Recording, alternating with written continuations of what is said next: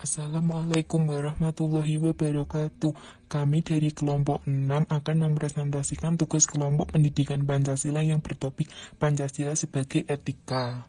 Dengan anggota saya yaitu Ratih Ratna Edi Wulandningsih, Asna Azi Katunayaroh, Hidayatun Febrianingsih, Dineria Zendrato, Rizky Adi Pratama, Syifa Alia Azizah, Ananda Widya Putri Riestia, Renita Dwi Safitri, Harum Ismah, Nurul Fadilah, Fitratun, dan Zulkhoid Amirul Bashar.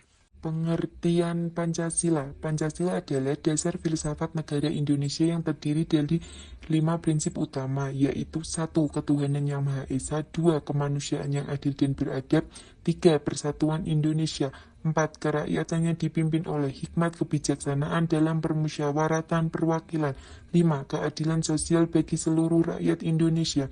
Pancasila dirumuskan oleh Soekarno pada tanggal 1 Juni 1945. Dalam pidato ini, depan Badan Penyelidik Usaha Persiapan Kemerdekaan Indonesia atau disebut BPUPKI. Prinsip ini bukan hanya sebagai ideologi, tetapi juga sebagai panduan hidup yang mencerminkan nilai-nilai luhur bangsa Indonesia, seperti toleransi, keadilan, dan persatuan. Pengertian etika. Etika berasal dari kata Yunani ethos yang berarti kebiasaan atau watak. Secara umum, etika adalah ilmu yang mempelajari tentang moral, nilai-nilai, dan prinsip-prinsip perilaku yang dianggap baik atau buruk. Etika mencakup aspek-aspek seperti tanggung jawab, kejujuran, dan empati. Dalam konteks filsafat, etika dibagi menjadi beberapa cabang seperti etika normatif, membahas aturan moral, etika deskriptif, menggambarkan perilaku manusia, dan etika meta, membahas dasar-dasar etika itu sendiri. Etika berperan penting dalam membentuk karakter individu dan masyarakat karena membantu manusia membedakan antara benar dan salah.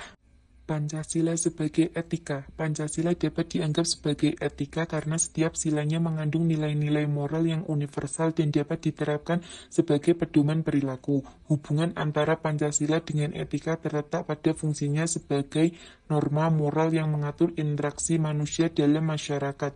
Berikut adalah penjelasan setiap sila sebagai aspek etika. Pancasila sebagai etika. 1. Ketuhanan yang Maha Esa. Sila ini menekankan etika keagamaan dan spiritualitas. Secara etika, ini mendorong toleransi antar agama, penghormatan terhadap keyakinan orang lain, dan tanggung jawab moral terhadap Tuhan. Ini mencegah perilaku egois dan mendorong empati.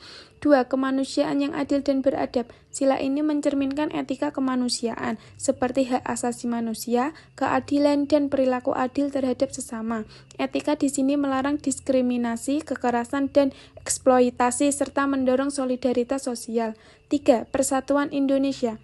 Sila ini menekankan etika persatuan dan kebersamaan. Secara etika, ini mengajarkan pentingnya menghindari konflik internal, menghormati keragaman, dan bekerja sama untuk kepentingan bersama, sehingga mencegah perilaku yang merusak harmoni sosial.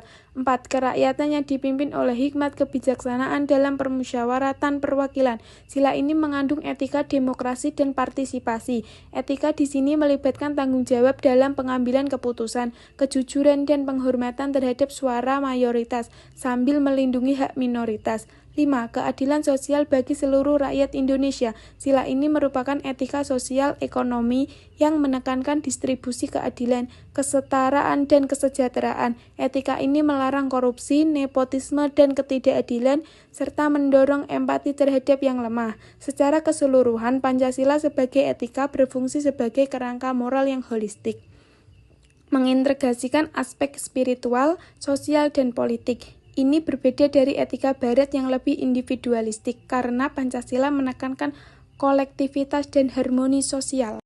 Implementasi Pancasila sebagai etika dalam kehidupan sehari-hari. Implementasi Pancasila sebagai etika dapat dilihat dalam berbagai aspek kehidupan sehari-hari. Di bidang pendidikan, sekolah-sekolah di Indonesia mengintegrasikan nilai-nilai Pancasila melalui mata pelajaran pendidikan Pancasila dan kewarganegaraan yang mengajarkan etika seperti kejujuran dan toleransi.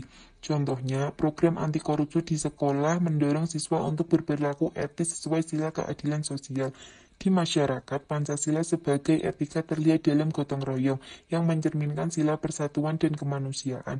Misalnya, dalam penanganan bencana alam, masyarakat saling membantu tanpa memandang latar belakang, menunjukkan empati dan solidaritas.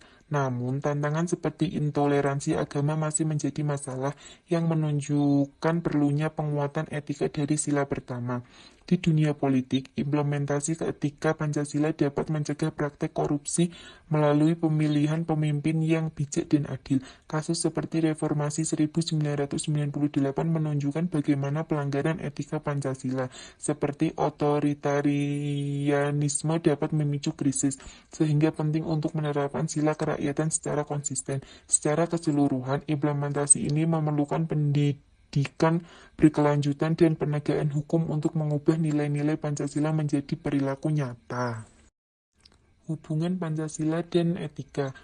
Pancasila adalah sumber etika bangsa Indonesia. Nilai-nilai Pancasila seperti ketuhanan, kemanusiaan, persatuan, kerakyatan, dan keadilan sosial menjadi landasan moral dalam kehidupan bermasyarakat, berbangsa, dan bernegara. Etika menjabarkan nilai-nilai Pancasila ke dalam norma moral yang konkret, memberikan panduan dalam tindakan sehari-hari. Pancasila juga berfungsi sebagai etika publik, mengatur perilaku pejabat negara dan warga negara. Contohnya dalam hukum, ekonomi, dan politik.